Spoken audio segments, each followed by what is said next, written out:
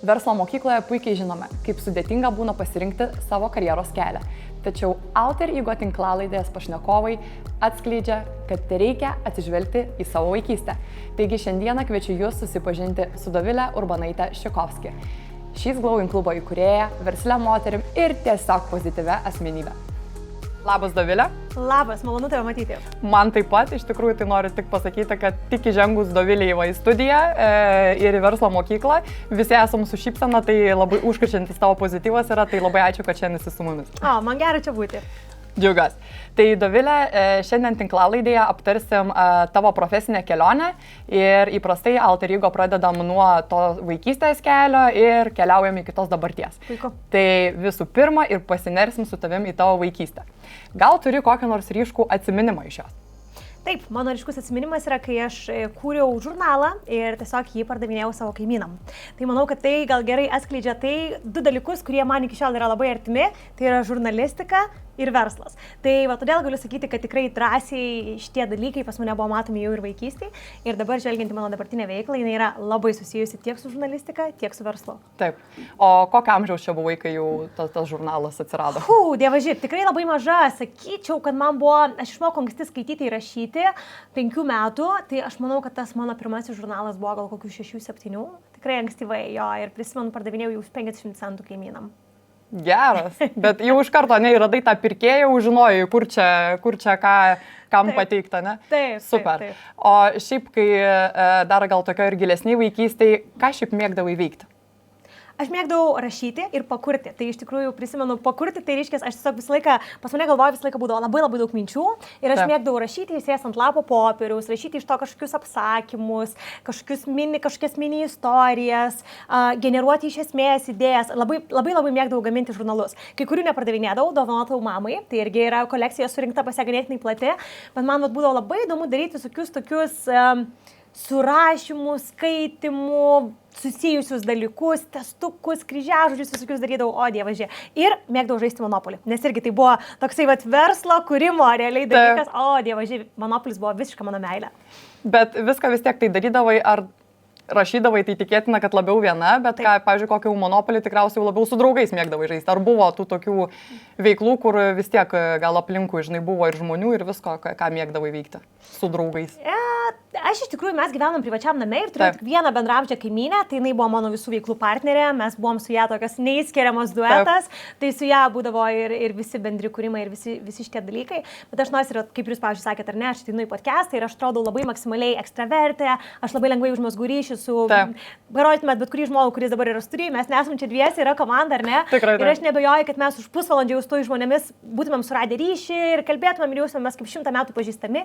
Tai aš tikrai turiu ekstravertės pusę, bet tuo pačiu man yra geriausias poilsis ir man yra geriausia būti iš tikrųjų vienai. Tai tas laikotarpis, kai aš tiesiog esu kūryboje, kai aš galiu tikrai kurti, generuoti mintis, rašyti, yra mano pats mylimiausias. Tai aš sakyčiau, aš esu visiška intravertė ir ekstravertė vienoje. Visiškai. Ir dažnai žmonės labai nustemba tai išgirdę, nes aš public persona, mano yra visiškai ekstravertiška, bet dievaži, visiškai esu intravertė viduje. Man reikia to labai reikia tos ramybės ir vienumos irgi. Taip, čia tikriausiai tas toksai pabalansavimas, ne? Nes labai dažnai atrodo, kad tie ekstravertai žmonės, kad jie visą laiką ten, žodžiu, ir su šypsena, ir čia su visais šnekas ir bendrauja, bet iš tikrųjų labai dažnai ir būna tas atvejis, kad mėgsta ne ir truputėlį pakvėpuoti ir pasikrauti. Tikrai, ir aš gal akcentuočiau, kad tai nėra, nežinau, kažkoks dirbtinas bandymas, tai natūraliai, kai aš esu su žmonėmis, man yra įdomu, aš noriu jas pažinti, man patinka eiti, daryti ir taip toliau, bet visą laiką būti tame, it's a no-no, tikrai. Tai žodžiu, manau, yra irgi svarbu gerai pažinti save ir galbūt netgi galvojant, kokia veikla tau būtų tinkamiausia. Irgi yra labai svarbu suprasti save ir tiesiog suprasti, kaip atrodys mano kasdienybė, jeigu kažkokią veiklą aš vystysiu. Tai aš manau, kad savo esu labai gerai atsakiusi tą klausimą ir mano veikla leidžia man, kad abi mano tas asmenybės pusės turėtų laiko savo. Taip. Tai prie to dar prieisim, bet dar truputėlį vaikystėje liksim. Žinoma. Ir sakyk, prašau, ką tau tėvai yra pasakoja apie tave, kaip apie vaiką? Nes dažniausiai visą laiką būna, kad tėvai pasako, čia jau mano vaikas tai jau buvo ten ekstremaliai ramus. Tai ką apie tave sako? Manau, jie pasakytų irgi lygiai tą patį, kad aš visą laiką buvau labai kūrybiška, visą laiką buvau pilna didelių idėjų, minčių, svajonių ir už ką aš esu labai dėkinga savo mamai, kad jinai niekada nesakydavo, kad tavo idėjas kažkokias yra, nežinau, ar kvailos, ar dar kažkokias, jinai visą laiką jas betarpiškai palaikydavo, visą laiką. Ir tai buvo tiek vaikystėje, tiek vėliau, kai aš pradėjau kurti kažkokius pirmosius verslus, kur tikrai, wow, nugi neturėjau nei patirties, buvau labai jauna, nu žodžiu tikrai. Ir jinai visą laiką labai manim tikėjo ir aš manau, kad tai yra labai svarbu. Jinai man tikrai padėjo užsiauginti sparnus gerąją prasme. Turiu omenyje sparnus kaip kad tikėjimą, kad tie dalykai yra įmanomi. Tai va, aš manau, kad yra labai svarbu ir tai yra viena iš pamokų, kurią aš tikrai pasiėmiau žiūrėdama, kaip mano mama, kokį indėlį padarė. Tai yra tikrai būtent tai, kad leisti vaikui išbandyti skirtingus dalykus, svajoti, kalbėti, bandyti. Nes, pavyzdžiui, verslo kūrime irgi, tu eini ir tu labai dažnai, tu nežinai, į ką tu eini, nėra vieno vadovėlio, mes galime mokytis verslo, bet vis tiek niekas neduoda konkretaus vadovėlio, kaip vystyti būtent tavo verslą. Tai va, tai žodžiu, ir todėl manau, kad versle tu turi prisimti rizikingus sprendimus, idėjas ir tu turi tikėti savimi. Ir aš žinau, kaip dažnai žmonėm būtent didžiausias stabdis verslo vystyme yra būtent jie patys. Nes jie galvoja, taigi niekam nereikia, kam čia bus įdomu, man vis tiek nepasiseks. Ir aš manau, kad man tikrai labai tai padėjo, kad mano mama matė mane kitaip, jinai matė kaip kad tau pavyks, kodėl tau turėtų nepavykti, jeigu tu vat nori, tu tai darai. Tai va, tikrai esu labai jai už tai dėkinga. Tai ir tas pasitikėjimas savimi, ane, ir tais kažkokiais tolimais žingsniais tikriausiai yra atėjo iš, sakykime, iš tos vaikystės ir, na, šiuo atveju iš mamos pusės. Taip, jinai tiesiog leido man nebijoti, bandyti, eiti ir versle yra lygiai tas pats, tai yra nuolatinis ėjimas, tu nežinai, ką tu eini ir dažniausiai tu neturi visų atsakymų, kai pradedi. Ir galiausiai dar net neturi visų klausimų, kai pradedi, nes tu irgi nežinai, su kokiam problemam teks susidurti. Tai va tiesiog galbūt tas drąsa ir ryžtas eiti pirmyn, jis tikrai atsirado iš to, kad mama išgirdus mintis nesakydavo, nu čia kvaila, kam čia reikia, ar kaip tu čia iš to pinigų užsidirbsi, arba būk saugioj profesijoje ir sakė, gerai, skamba puikiai, aš labai tave palaikau. Tai labai džiaugiuosi ir irgi tikrai galvoju, kad tas auklėjimas tikriausiai labai prisideda ir prie to, kas mes esam šiai dienai. Ir va, tas toksai palaikymas nuo vaikystės tikriausiai ir duoda tą tokią spirtį vaikui, kad jisai gali daryti, jisai to savim pasitikė ir dėl to turi tam tikrą rezultatą. Tai Dovilė, dabar jeigu taip toliau žengtume mane, tai kaip tu manai, kuriam tam gal taške tu supratai, ką vat, būtent norėtum, kurią linkme norėtum judėti gyvenime, kalbant apie karjerą, ne? Nes vis tiek laikraštis, ne, labiau vaikystėje buvo, tai kas ėjo toliau? Ar tai galvoju, kad ten būsi galbūt žurnalistė? Tai kaip čia viskas vystėsi toliau? Ir toliau mano gyvenime, jeigu kažkas būtų paklausę, vis tuo laikotarpiu būčiau atsakius du dalykus, kad aš arba būsiu žurnalistė, arba verslininkė. Visiškai, ta prasme, nebuvo jokių ten veterinarė, gydytoja, kirpėja, kas tik nori, iš tų minčių pas mane nebuvo, buvo labai aišku, žurnalistika ir verslas. Ir natūraliai renkantis studijų kryptį, tai aš pasirinkau mano bakalauras yra komunikacijos, tai tuo metu dar ir labiau galvojau, kad galbūt tai kažkas bus tiek susiję komunikacija, žurnalistika, nu žodžiu, kažkas tą pusę. O vėliau magistrą, kurį turėjau, jis jau buvo verslo, nes tuo metu aš jau buvau pasibandžiusi verslo kūrimą ir supratau, čia tikrai yra visiškai mano. Tai galbūt tiesiog, tos ir buvo dvi pagrindinės mintis, o vėliau viskas išsirutuliojo galėtinai natūraliai, kadangi aš buvau Tenerifėje po studijų. Tiesiog tokį turėjau gyvenimo, tokią patirtį. Būtent išvažiavau į Tenerifę, ten gyvenau keletą metų ir Tenerifė nėra vieta, kurioje yra nežinau, korporacijos ir tu gali vystyti joje ir augti ir panašiai. Tai galbūt natūraliai taip sudėliojo aplinkybės, kad aš žinau, kad aš jeigu noriu turėti karjerą, kurioje galėčiau realizuoti save, tai turi būti kažkas, ką aš pati susikursiu. Nes realiai darbo vietos, kuri man labai tiktų ir patiktų, Tenerifėje beveik nėra. Ir aš niekada gyvenime nesitikėjau, kad kažkas man kažką atneš ant lėkštutės ir padės, va taip. Todėl ir Tenerifėje man buvo savame suprantamas dalykas, kad aš turiu tas galimybės savo susikurti. Ir būtent taip, turbūt, kai tu jau žinai, kad tu nori kažkokios verslo idėjos, tavo galva truputėlį kitaip pradeda dirbti ir tu visur galbūt pradedi matyti tas verslo idėjas ir natūraliai mano galva atėjo. Pirmoji, kuri ir buvo būtent vestuvių planavimas Tenerifėje. Kodėl tas vestuvių planavimas? Kaip čia taip tau atėjo toks įkvėpimas tam? Ar anksčiau apie tai jau kažkiek galvojai, ar tiesiog pamatėjai kažkokią tais nišą? Būtent. Tiesiog kaip ir sakiau, tuo metu, kai aš buvau Tenerifėje, mano galva labai gerai veikia ir aš galvojau, kas tai gali būti. Ir atrodo, to atsakymo savo, kaip ir negali irgi savęs išprievartauti, ar ne, bet bandžiau jį atrasti savyje. Ir vieną vakarą, prisimenu tą vakarą kaip šiandien, taip ryškiai, kai aš buvau pajūryje, žiūrėjau į besileidžiančią saulę, paplūdimyje ir tiesiog pagalvojau, kaip būtų gražu čia susituokti. Ir ta mintis buvo absoliučiai lemtinga, nes tiesiog aš to pagalvojau, jeigu taip galvoju aš, galbūt taip galvoja ir kiti. Ir tiesiog iš tikrųjų tikrai nėriau, nuoširdžiai galiu pasakyti, į vestuvių verslą.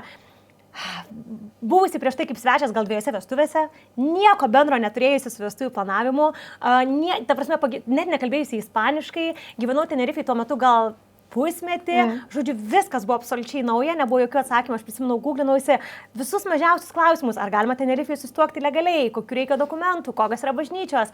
Dievaži, aš visiškai neturėjau jokių atsakymų, bet kuo aš labai džiaugiuosi, kad nei vieną kartą man nebuvo minties, kad gal čia per sunku, gal čia man nepavyks.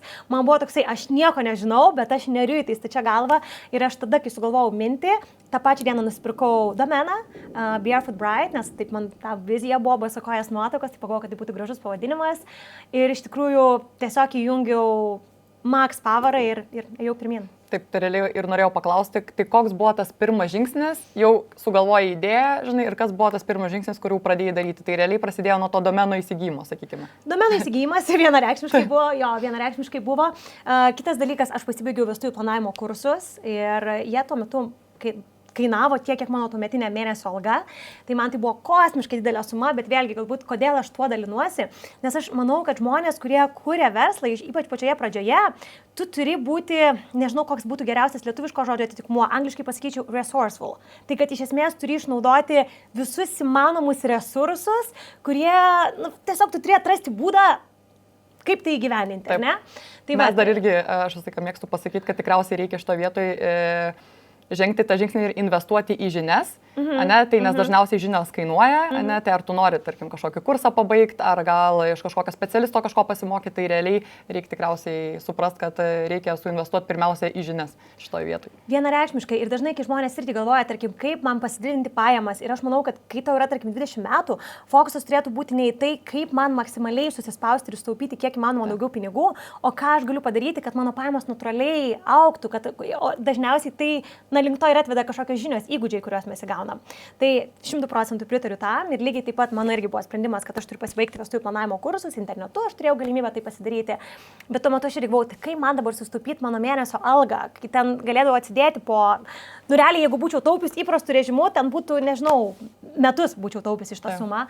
Tai irgi tuo metu aš tiesiog sukau galvą, aš atradau kitą tokią trumpą verslo idėją, tiesiog pardavinėjau tuo metu tokias auksinės tatuiruotės ir irgi tai buvo tiesiog aš pamačiau trendą, kuris buvo tuo metu, aš žinau, kad tai nėra verslas, kuris bus 5-10 metų ir panašiai, aš mačiau, kad tai yra trumpalaikis trendas, bet net ir jį galima išnaudoti, jeigu tau reikia trumpų laikotarpių užsidirbti kažkokią sumą pinigų. Galbūt tai gali būti kažkoks papildomas darbas, kurį tu pasiėmė tik tuo laikotarpiu ir tuo metu gal atrodo, dievaži, aš ir dirbau tiek daug ir kažkoks galbūt darbas ne iki galo patinka ir aš pati esu turėjusi tikrai visokių darbų ir paprikas pjaučiau restoranuose, ir padavėja buvau, ir hotdogus pardavinėjau stadione, futbolą. Ta prasme, tikrai turėjau daugybę tų darbų, kurie man leido investuoti tada į žinias, į kažkokių įgūdžių tobulinimus ir ir tada turint tas žinias, atsiranda ir pasitikėjimas, žmonės irgi sako, kaip man tikėti savimi, kad aš pradėčiau tą verslą. Tai faktas, kad irgi jeigu man būtų reikėję pradėti, tarkim, be tų pačių kursų, būtų daug sunkiau, nes atrodo, ašgi nežinau, gal aš kažko nežinau, tu pasibaigi kursus, tu jautiesi labiau užtikrintas, gerai, viską praėjau, jau turiu kažkokias žinias. Tai tiesiog galbūt mano toksai didžiausias patarimas būtų žmonėm, kurie kažką nori pradėti, kad tiesiog pagalvoti apie visus įmanomus resursus, ką aš galiu padaryti, nes to verslo pradžia, ypač jeigu tai yra, pavyzdžiui, paslaugos, šiais laikais net ir su produktų pardavimu, yra daugybė būdų, kaip tai padaryti be kažkokių didelių investicijų. Ir tikrai suprantu, kad žmogus, pavyzdžiui, kai yra jaunas studentas, tiesiog nėra iš ko investuoti, ypač jeigu negali to padaryti tėvai. Man tėvai irgi tikrai niekada nedavė kažkokių pinigų, su kuriais galėčiau eiti, žaisti ir kurti kažkokius dalykus. Viskas žinau, kad viską turiu pasidaryti savo rankom. Bet tiesiog sakau, kad tas dalykai, arba kai aš pagalvoju, kokius aš priėmiau tuo metu sprendimus, pavyzdžiui, aš tiesiog ėjau į atsitiktinę gėlių parduotuvę ir paprašiau, kad jie mano fotosesijai vestuviniai paskolintų gėlių. Ta prasme, realiai tiesiog paprašiau to ir dabar galvoju, ir jie sutiko. Jiem patiko ta mintis, sako, mes turėsim gražių nuotraukų. Tai vėlgi, galbūt būtų jie pasakę ne, bet būčiau ėjusi dar 5 gėlių parduotuvės ir kažkur galbūt būtų pasakius taip. Tai tiesiog tas neužsidėti savo, nepasakyti ne už kitą žmogų ir tiesiog galvoti, ką aš galiu susiveikti, ką aš galiu padaryti. Ir taip neturės būti visą laiką, bet aš manau, kad yra stadijos gyvenime, kada galbūt reikia tai panaudoti ir tai išmokina, nes net ir vėliau versle tu turi nuolatos galvoti, kaip kažkur atrasti kažkokį tai ar ne kitokį sprendimą. Taip.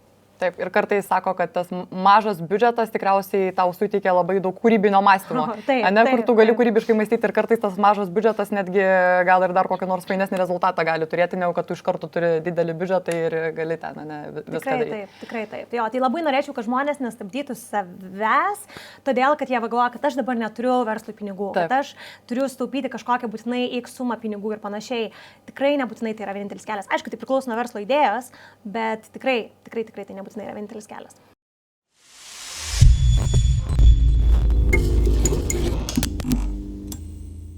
Tai Dovilė, dar irgi, kol pasakojai, paminėjai apie tuos kitus darbus. Tai koks pats pirmas darbas buvo? Koks buvo pats pirmas darbas? Koks mano buvo pats pirmas darbas?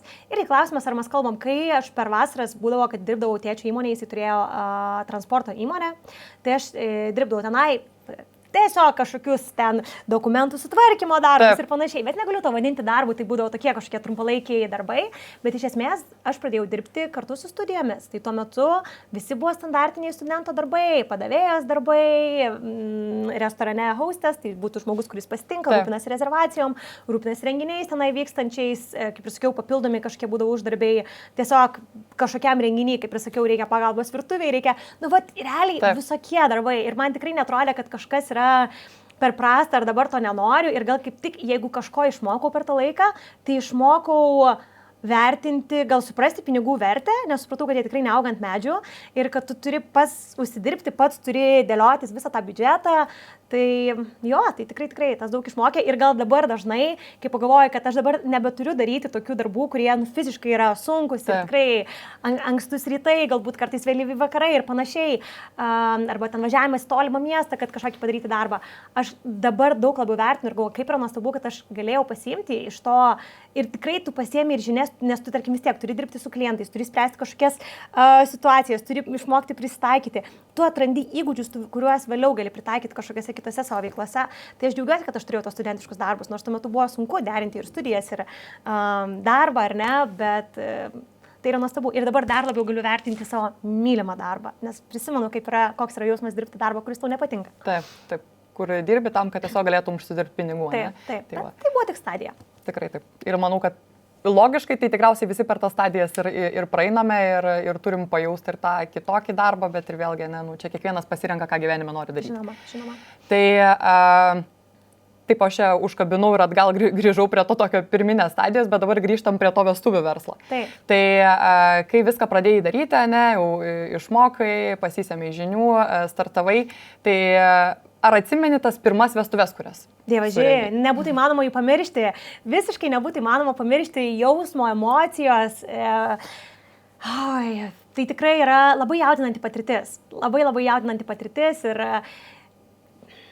tiesiog, nežinau, buvo kažkoks kosmosas suvokti, kad tai yra, kad mes sukūrėm ir prisidėjom prie žmonių įsimintiniausias, svarbiausias gyvenimo dienos ir vėliau ta šeima man siuntė per tolimesnės kalėdas savo nuotrauką, kaip po kalėdų eglutė jau buvo nebe dviese, o tryse su vaikučiu ir tai tiesiog tiek daug emocijų ir tiek daug prisiminimų ir dabar nepaslaptis, aš turiu She's Glowing, ar ne, moterų klubą ir yra kelios moterys, kurios, pavyzdžiui, sako, o Dovilė, ar tu prisimeni, tu mums ten prieš 9 metus planavai, pavyzdžiui, vestuves ir dabar mes susitinkam kitose vietose ar kažkokiose renginiuose susitinkam. Tai tiesiog nerealu, tikrai. Taip, o tas klientas, kuris būdavo Tenerife, jis dažniausiai būdavo, ar tai buvo užsienio klientai, ar tai buvo gal ir, tarkim, lietuviai? Mes turėjome miksą, tiek lietuvių, tiek užsieniečių.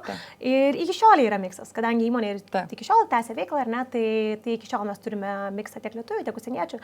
Iš esmės tai yra žmonės, kurie atskrenda į Tenerife susituokti, o ne ten gyvena. Tai atskrenda kaip pramoga tokia, ar ne? Supratau.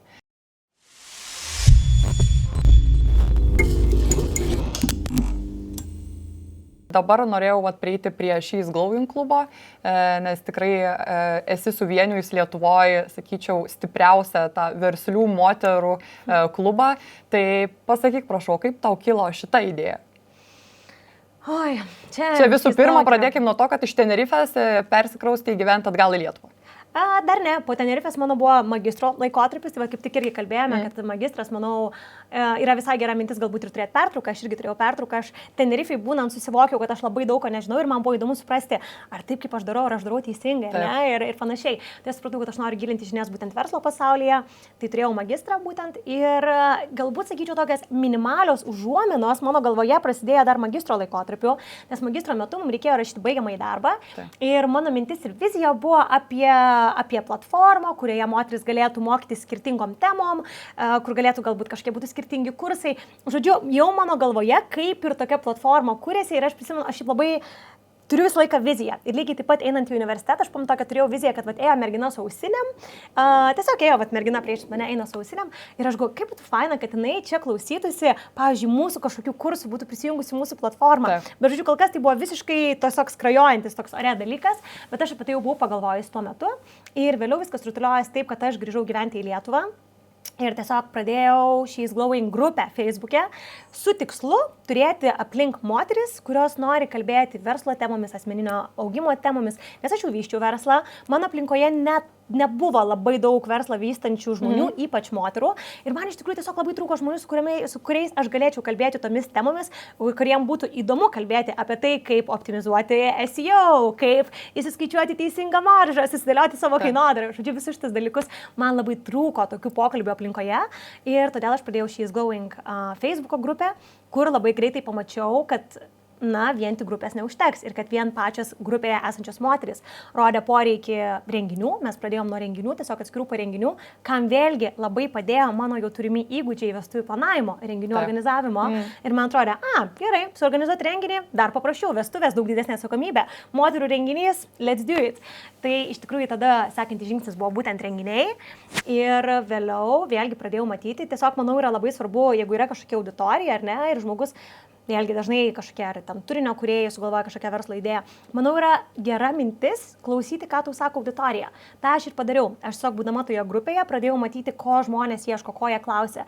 Ir aš mačiau pasikartojančius klausimus apie tai, ar galite rekomenduoti kursą X tema, ar galite rekomenduoti, kur rasti tą ir tą specialistą, gal žinot kažkokius gerus renginius moterims. Žodžiu, aš pradėjau matyti pasikartojančius dalykus, tendencijas, ko žmonės ieško, jo kokie yra poreikiai. Tiesiog prisimenu, susėdau, susirašiau viską ant popieriaus lapo ir galvojau, o jeigu visą tai sudėti į vieną platformą, kuri būtų būtent narėms ir, pradėjau matyti, kad kaip tai galėtų būti ir vėl sakau, visi dalykai kažkaip susijungia, nes žvelgiam atgal ir dažnai žmonės sako, ir tikrai turiu savo aplinkoje begalę žmonių, kurie sako, aš nežinau, kur aš galėčiau nukreipti savo energiją, kur aš galėčiau realizuoti save. Tai irgi gal toks svarbus priminimas, pagalvoti apie tai, kas visą laiką lyg ir skrajojo ore. Nes mums tie dalykai atrodo, kaip ir savaime suprantami, atrodo, Jėzau, kaip lengva. Taigi čia, kas man mokės pinigus už tai, nes taip tai yra lengva. Bet taip yra lengva mums tam tikri dalykai, todėl kad jie mums natūraliai yra labai paprasti, lengvi, tai mūsų kažkokios duotybės. Tai lygiai taip pat aš žvelgiu atgal ir galvoju, tas pats She's Glowing klubas, tai sklajojo ore, tai jau buvo mano universitete, buvo kažkokios panašios mintis. Tai buvo, ar ne, žvelgiant tą pačią vaikystę, aš norėjau kalbinti žmonės, aš norėjau tuo metu turėti žurnalą moterims, tai faktas, kad vėlgi gyvenimas keičiasi, ar ne, žurnalų populiarumas, praranda populiarumą žurnalai, tačiau atėjo nauja forma to turinio, kuris yra būtent skaitmeninis. Tai iš esmės She's Glowing ir yra savotiškai, galbūt ne žurnalas platforma, bet yra daug panašumo. Tarp mano kaip mažos mergaitės svajonės turėti žurnalą moteriai ir pamenu, kad niekada nesvajojau turėti žurnalo mergaitai. Aš vis laikai žinau, kad tai žurnalas moteriai ir dabar realiai turiu platformą, ar ne, kuri yra irgi skirta moteriai, tik su fokusu į saviugdą, iš esmės į verslą. Taip. Tai kuriant visą She's Glowing klubą ir platformą jau tikriausiai nėra, kad viską darysi viena, o gal darysi viena, tai papasakok, ar atradai kažkokią tai galbūt partnerę pakeliui. Ne, aš turėjau tik tai savo asistentę, kolegę, kuri tuo metu iš tikrųjų dirbo Australijoje, kosmosas absoliutus, bet mes labai su ją juokėmės, todėl, kad mes sakėm, kad buvo nuostabu tai, kadangi mes galėjom dirbti 24 valandas per parą, kai aš baigdavau darbus, tada jinai pradėdavo. Tada jinai pradėdavo, tai darbai tikrai nestoja, tai mes čia radom tik tai pliusus. O kaip tu šitą partnerį suradai, čia tavo kažkokia pažįstama draugė buvo? Ne, jeigu neklysiu, dabar nenoriu smeluoti, man atrodo, kad aš savo Instagramo storiese buvau pasirašysi, kad ieškau žmogaus, kuris galėtų būti toksai kaip mano asistentas ir tiesiog man padėti papildomais darbais. Tai tiesiog viskas regis taip ir įsirutuliojo. Man regis per Instagramo stories ir vatinai tuo metu gyveno Australijoje. Jinai lietuvė, bet tuo metu gyveno Australijoje. Tai va taip netikėtai viskas įsirutuliojo. Ir jinai buvo mano pagalbininkė, kuriant, vystant visą tą projektą ir tikrai drąsiai galiu sakyti, kad nieko panašaus Lietuvoje tikrai nebuvo. Ir prisimenu, kad taip pats proceso, visas tas vystymas platformos, man buvo labai jaudinantis gerąją prasme, aš labai džiaugiausi, man atrodo, kaip įdomu, kaip nuostabu yra visą tai daryti. Ir idėja, kad tai galėtų būti mano pragyvenimo šaltinis, man atrodė kaip, nežinau, visų svajonių įsipildymas, kad aš galėčiau tai daryti kiekvieną dieną. Wow! Tai tikrai aš degiau noru tai daryti, bet tuo pačiu man buvo begalinis stresas, nes aš lygiai taip pat galvoju, ir čia turbūt supras kiekvienas, kuris yra įvedinėjęs į rinką kažką, ko dar nėra, nes aš galvoju, ar žmonės supras, kas čia yra. Milijonų buvo milijonas klausimų, nes buvo Lietuvoje visiškai neįprasta ir turėti kažkokį tai subscription modelį, ar ne, kur yra mokama kiekvieną mėnesį, buvo nesuprantama, kas yra kažkokia platforma, klubas moterim, kas čia, apie ką čia, kam tai reikia. Kas čia bus, iš esmės, kaip tai iškomunikuoti, tai irgi nėra, aš negaliu sakyti, va čia yra mano gertuvė, ar ne, kurią aš turiu. Tai nėra. Iš ko jinai pagaminta, kaip ir kas čia yra, kada tu ją naudosi. Taip, suprantama, žmonės žino, kas yra gertuvė, jų nereikia edukuoti apie tai, kas yra gertuvė. Mūsų atveju, aš galvoju, wow, mes turėsime edukuoti žmonės, kam jiem reikia tos platformos, nes jie gyveno savo visą gyvenimą prieš tai be tokio dalyko. Dabar ar jie supras, kam to reikia. Tai man buvo labai daug streso keliantis visas tas paleidimo laikotarpis, aš negalėjau nei valgyti, nei, tikrai aš net numečiau į streso svorio, nes tiesiog man buvo tai baisu, tikrai buvo tai baisu tai padaryti ir sakyčiau, kad dar buvo labai baisu ir todėl, kad aš taip tikėjau tą idėją ir aš galvoju, kaip būtų gaila, jeigu nepasiteisintų, kaip būtų gaila, kaip aš norėčiau, kad pavyktų. Tai manau, kad kai dar taip rūpi, tai tiesiog yra labai baisu ir tikrai drebančiam rankom paspaudžiau tą mygtuką, bet vėlgi, čia gal, aš visą laiką noriu, kad mano pokalbis galėtų padovanot kažkokią tai žinutę ar mintį klausytojui. Tai čia turbūt ta mintis būtų pagrindinė tokia, kad kai tu jauti baimę, tai nereiškia, kad reikia nedaryti ir sugrįžti kažkokią komforto zoną. Tai galbūt reiškia, kad tai yra didžiulis tiesiog žingsnis pirmyn ir tu turi tai padaryti ir tai yra nežinoma, tu nežinai, ko tikėtis, tu nežinai, kas laukia ir todėl yra baisu ir manau, kad tada yra tiesiog gerai, suprasti gerai, aš bijau, tai yra išėjimas iš komforto zonos, bet tai nereiškia, kad dėl to aš atšaukiu dalykus ir nesusidedu žaislus ir išeinu į savo smėlio dėžės. Ne, tai tikrai to neturi reikšti. Tai tokia ir man buvo pamoka, kad paspaudus tą publish mygtuką, dar vis buvo vis tiek baisu ir tikrai nežinau, kaip viskas rutuliosis, bet tuo pačiu tai yra tikrai visos, nežinau, moteris, kurios ateina į She's Glowing klubo renginius ar kurios yra narės, kurios prisijungia į live sesijas, jos tiesiog negali nematyti, kiek aš meilės turiu šitam projektui. Aš jį myliu visą širdimi ir mano kūrybinis resursas nesustoja, kaip atrodo, ar ne, eina metai ir gal versle tu galėtum jausti kažkokį įsisėmimą ar ne, nuobodulį. Man atrodo, kad kiekvienais metais mano idėjas tiesiog pasiekė another level ir aš tiesiog atrodo prasiplečia dar daugiau tų idėjų ir minčių, ką mes galim padaryti, ką mes galim pasiūlyti. Tai tiesiog yra begalinė mano meilė šitai veiklai, tikrai begalinė. Tikrai galiu patvirtinti, kad ta meilė ir viskas labai jaučiasi ir aš galvoju, kad aš pati esu She's Glowing klubo narė.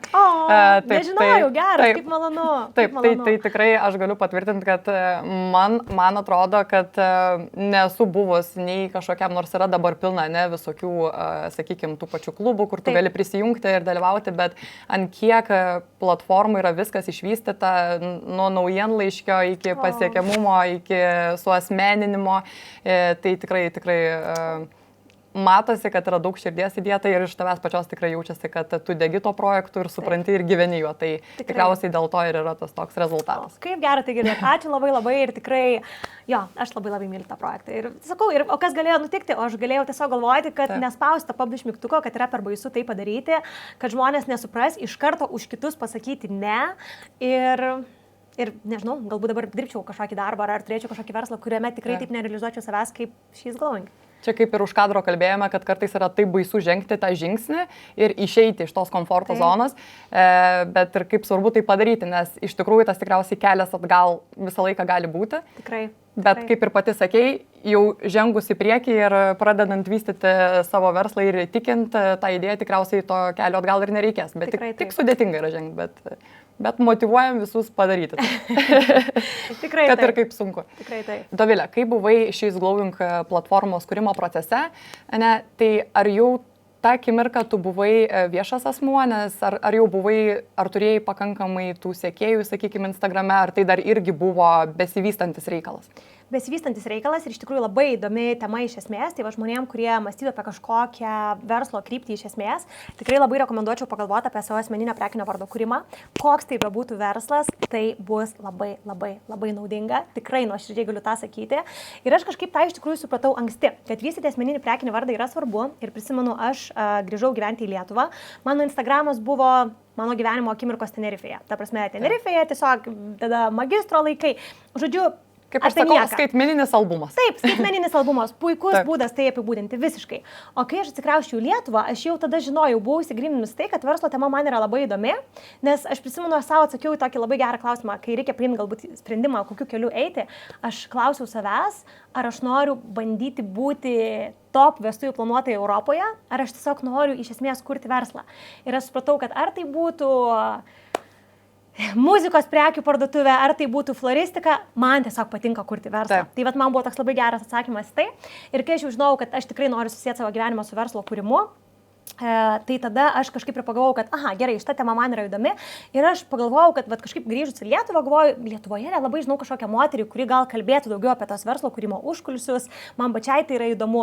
Ir aš toks sąmoningai pasidėliojau tą savo tokį kaip ir planą, kaip aš galiu pradėti komunikuoti šitomis temomis, kaip aš galiu pradėti vystyti savo asmeninį prekinį vardą, kur aš kalbėčiau būtent apie tai, būčiau asocijuojama su šitomis temomis. Tai natūraliai tada po to pasikeitė mano ir nuotraukos, ir turinys, tapo daug labiau apgalvotas, strategiškas. Tai iš esmės aš jau buvau pradėjusi dirbti su savo asmeniniu prekiniu vardu ir vėlgi buvo She's Glowing bendruomenė. Tai tikrai, sakyčiau, žmonėm ir tas padėjo. Faktas, kad tai padėjo, kad žmonės jau siejo ir jiem tai atrodė organiškas, natūralus sekantis žingsnis, kad aš turiu moterų kažkokį ar ne, jau dabar bendruomenę renginius turėjau ir paleidžiu tokį dalyką, tokį kaip klubą. Nes faktas, kad irgi, kai dar tu ateini ypač su naujų kažkokiu produktu, žmonėm iškomunikuoti tai yra daug sunkiau, kai jie nepažįsta nei tavęs, nei kaip tai yra susiję. O čia žmonėm atrodė labai organiškai ir natūralu. Tai tikrai tai buvo dar pradžia, sakyčiau, visko, bet aš jau ėjau kurį laiką kryptingai su verslo tematika. Taip, bet ir šiaip tas turinio kūrimas Instagrame, nes dabar ir rekomenduoja pagalvoti apie tai ir jeigu kažką kurti, tai gal reikėtų pradėti nuo to savo asmeninio prekės ženklo. Bet labai dažnai žmonės dabar jau atrodo, kad ir bijo tai pradėti ir su tuo startuoti, nes atrodo, kad labai daug yra turinio kūrėjų. Labai visi arba coacheriai, arba kažkokie veiklų žmonės ir atrodo, kad rinka yra visko perpildyta. Bet iš tikrųjų, aš manau, kad kiekvienas žmogus gali turėti savo unikalumą ir net kai atrodo, kad rinka yra perpildyta, tai vis tiek reikia daryti. Bet kokia tavo asmeninė rekomendacija šitoje vietoje? Aš visą laiką rekomenduoju žmogui ir dažnai užduodu netgi šitą klausimą. Na, pavyzdys, žmogus nori tapti food blogeriu, ar ne? Kalbėti apie maisto gamybą. Ir sako, aš manau, kad šitoje rinka Lietuvoje jau yra perpildyta. Kam aš dabar būsiu įdomi, ar ne?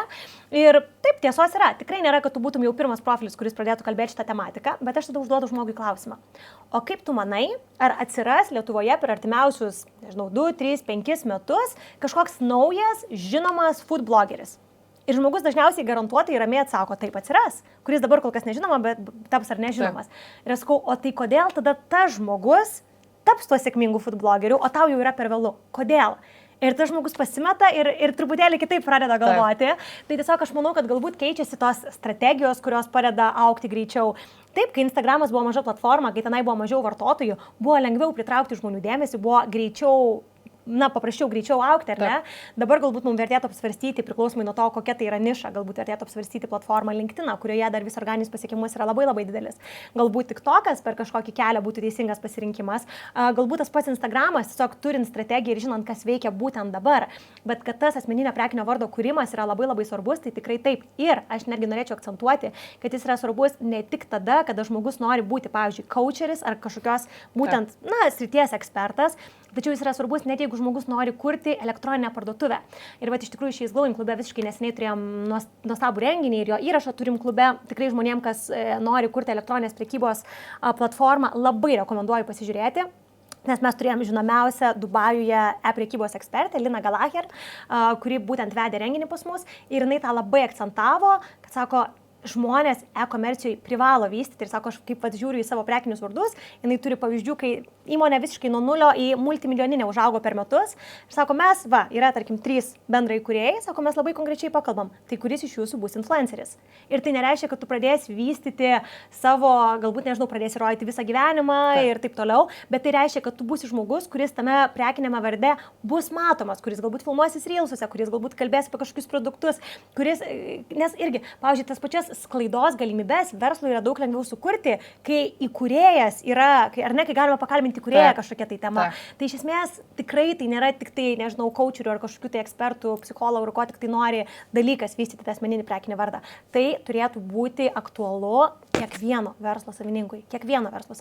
Ir šita tendencija tikrai niekur nepasikeis. Tikrai aš nematau, kaip tai kažkas artimiausiu metu gali keistis tikrai. Sutinku ir tikrai ir labai dažnai tikriausiai prekės ženklas kažkoks vis tiek asocijuojasi visų pirma su žmogum. Vienareikšmiškai. Ir gal ir geriausia yra, kai jis asocijuojasi su žmogum, nes tai yra toksai kaip to prekės ženklas, sakykime, veidas.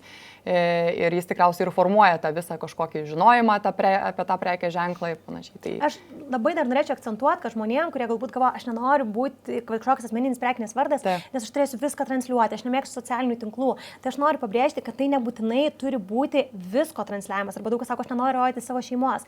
Viskas yra su tuo gerai, bet tai tiesiog yra, asmeninis prekinis vardas yra apgalvota žinutė, kurią tu nori siūsti pasauliui, kurią tada atsidarius socialinius tinklus, ar net tu gali matyti, apie ką yra tas žmogus.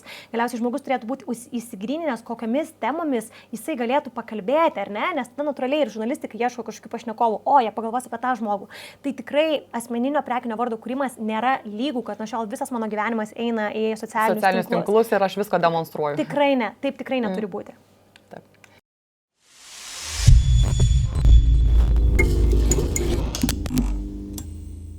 Dovilė, dabar norėčiau dar šiek tiek prieiti prie tavęs ir prie Dovilės, kuri yra namuose tiesiog. Tikrai esi labai veiklus žmogus, turi daug veiklų, bet koks žmogus esi namuose? Ką mėgsti veikti? Aš esu ramus žmogus namuose ir tikrai nesu ta moteris, kuri nori nuolatos perstatinėti baldus ir daryti revoliucijas kažkokias, tai ar ne? Tai tikrai ne, man kaip ir sakiau, namai yra ta vieta, kurioje aš labai pasikraunu ir aš labai džiaugiuosi, kad tikrai mano vyras yra nuostabus, mes kažkaip labai gerai, nežinau, abu turim tą introverto pusę, bet mums labai gerai yra būti vienas su kitu. Taip, kažkaip, nežinau, tobulai viskas tiesiog yra, atrodo, kad jisai vien šalia kažkur dirba, man jau gerai ir ramu. Tai, žodžiu, tikrai, taip ir yra ir tikrai mūsų maža šeima kol kas yra, aš, mano vyras ir šuniukas. Mes gyvenam tarp Lietuvos ir Dubajaus, čia toksai naujas mūsų gyvenimo etapas, dar kad ir Dubajus yra dabar jau paveiksliukė gyvenimo. Bet taip, tai iš esmės tikrai namai man yra erdvė, kurioje aš, žinot, kaip aš įsivaizduoju, kad aš išplaukiu kaip laivas į kažkokius dalykus ir ten būna ir audrų, ir, žodžiu, visko, ir tu vis tiek plauki, ir ar ne, visokios ir bangos, bet tu plauki pirmin, o namai man yra mano saugus uostas, kur aš prisiparkuoju ramiai ir aš dabar tiesiog pasikraunu ir aš pailsiu ir man tas nėra gera ir jauku ir saugu. Tikriausiai namų misija tokia ir yra, kad ten galėtumėm atsigauti ir pasikrauti. Taip. O tau dar pačiai, kas tas pasikrovimas yra, gal turi kažkokių veiklų, kur mėgsti, nes žinau, kad mėgsti skaityti knygas. Dievinu knygas. Taip, tai turbūt tikrai, kaip ir sakiau, knygos vienareikšmiškai, pasivaikščiojimai su šuniuku, aš labai myliu šunis, man šunis yra tiesiog, aš jas dievinu, absoliučiai, nuo pat vaikystės, čia irgi dalykas, aš pamenu, 5 metų eidavau prie didžiausio šuns ir man tokio dalyko kaip baimė, dabar galvoju, gal net blogai, kad aš jų niekiek nebijojau, bet ačiū Dievui, niekada jie nieko man nepadarė. Aš tiesiog dievinu šunis nuo pat vaikystės visiškai, tai man irgi laikas su šuniuku, pasivaikščiojimai visokie, kadangi, kaip ir sakiau, mes dabar praleidžiam nemažai laiko Dubajuje, tai tiesiog Dubajai pabuvimas prie jūros ir tiesiog mes einam tenai, tai man matau, kad visi kūrybiniai resursai labai labai stipriai įsijungia, nes mano veiklose ir šiaip manau, kad dažnai vadovo veikloje aš labai tikiu iš esmės darbų išdalinimu. Tikrai nemanau, kad vadovas turi viską daryti ir nieks kitas jo negali pakeisti ir jis yra vienintelis ir nepakeičiamas. Tikrai nemanau. Aš matau, kad kaip vadovės pozicija yra kaip tik matyti viską iš aukščiau pakilus ir matyti, ką daryti, kokie procesai veikia, kaip tobulinti tuos procesus, matyti tą didesnį paveiksliuką. Tai aš taip matau savo viziją. Ir kalbant apie tą patį She's Glowing, ten reikia didžiulio kūrybinio resurso. Tikrai, nes visus kažkokius administracinius darbus aš galiu deleguoti kitiems. Tai va tas mano didžiulis kūrybinis resursas turi būti.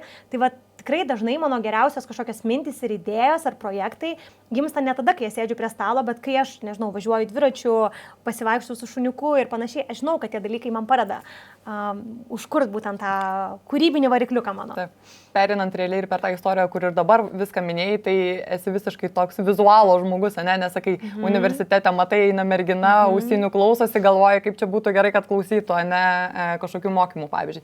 Tai jo, tai manau, kad to tokio kūrybinio įkvėpimo ir pasigauni tokiose jau ramiose vietose, kur gal labiausiai to nesitik. Visiškai taip, tikrai taip.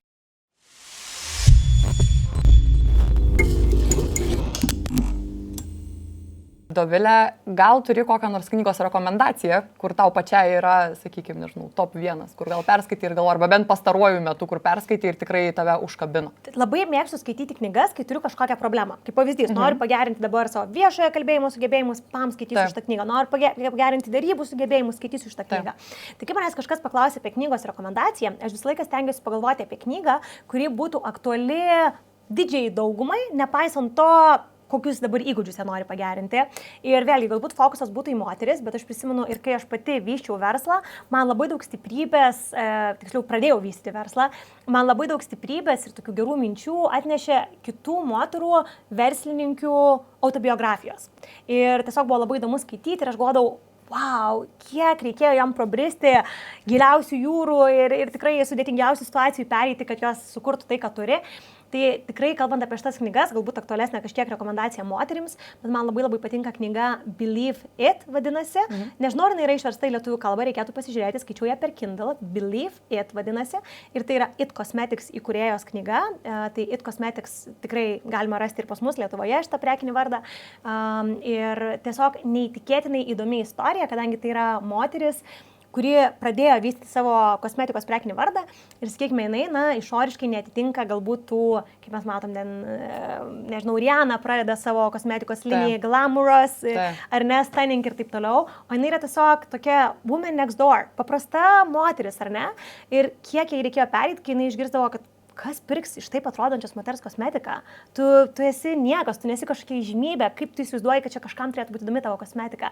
Tai tiesiog labai įdomi ir istorija iš to, pro kiek jai reikėjo praeiti ir jinai labai įdomiai kalba ir apie patį verslo vystymą ir iš esmės nenoriu žmonėms sugadinti įdomumo skaitant, bet tai tikrai knyga, kuri mane privertė ir juoktis, ir ašarėlę tikrai ne vieną įspaudė ir tokia labai tikra knyga, kai atrodo, tu išgyvenai su ją tą visą verslo kūrimo laikotarpį. Labai rekomenduoju šitą knygą. Dar iš tavo rekomendacijų, nes kadangi esu ir She's Glowing klubo narė ir vis tiek seku ir stebiu, tai tikrai nekartą pasinaudojusi su rekomendacijom knygų, tai man dar viena knyga, kuri tikrai paliko įspūdį, yra Principai Ray Dalio. Taip. Tai tikrai, manau, irgi tokia verta dėmesio. Sakyčiau, tai yra knyga, kurią aš asmeniškai dar gal nerekomenduočiau pradėti skaityti nuo antrosios dalies, kur yra patys jau tie būtent principai, nes bent jau man asmeniškai, ta pirma dalim truputėlį užtruko viskas ir rekomenduočiau žmonėms jos nenumesti, jeigu iš pirmo karto neužkabino, nes tai nėra taip lengvai skaitoma knyga, kaip pavyzdžiui mano minėtoje, bet mintis ten yra kosminės. Ir aš tikrai žinau ne vieną žmogų, kuris man yra autoritetas, kuris sako, aš tą knygą perklausau reguliariai bent kartą per metus arba perskaitau dar kartelį. Kosminė knyga tikrai. Tikrai taip. Tai ačiū už rekomendacijas. Džiaugiuosi, kad patiko.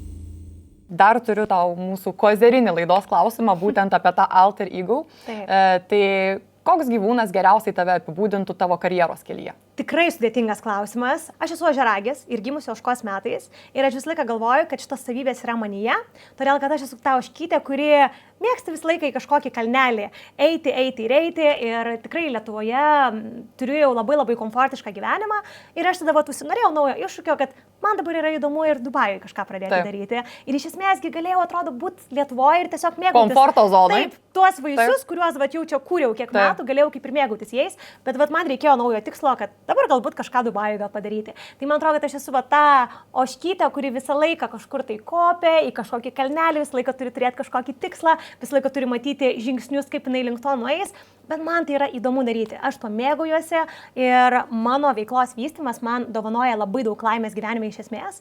Galbūt todėl aš taip noriu iš esmės padėti žmonėm ir tokią matau didžiulę prasme padėti žmonėm įsigryninti savo tą karjeros kelią, nes man atrodo, kai tu jautiesi gerai savo karjeros kelyje, tai tiesiog neįtikėtinai daro įtaką visom kitom gyvenimo sritim. Tiesiog tu jautiesi laimingesnis kaip žmogus. Kadangi mes dirbam, labai didelę savo gyvenimo dalį.